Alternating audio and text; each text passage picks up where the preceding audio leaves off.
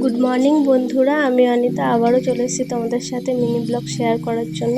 তো সকালে এখানে আমি ঘুম থেকে উঠে আগে ঘরটা ঝাড় দিয়ে নিলাম। ঘরটা ঝাড় দিয়ে আমি ঘর মুছতে চলে এলাম, কারণ আমার বড় ছেলে যা ঘর নোংরা করে তো তোমাদেরকে বলে বোঝাতে পারবো না বন্ধুরা। তো আমার ঘরটা ফাইনালি মোছা হওয়ার পর আমি চলে এলাম বাসন গোছানোর জন্য, কারণ সকালে বাসন তো গোছানো হয়নি।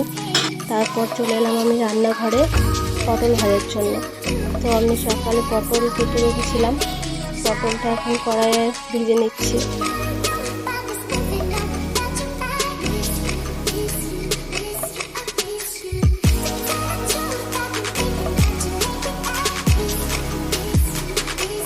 তো দেখো তোমার একদিকে পটল ভাজা হচ্ছে আর একদিকে আমি চলে এসেছি সবজি কাটার জন্য।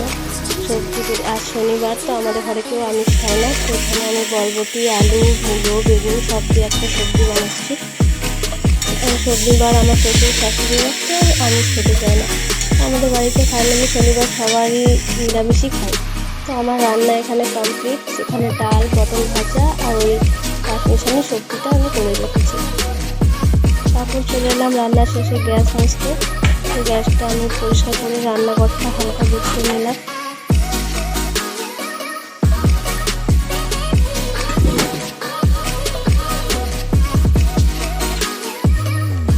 ফাইনালি আমার কাজ শেষ হয়েছে। তো এখনও দেখো আমার কাজ শেষ হয়নি।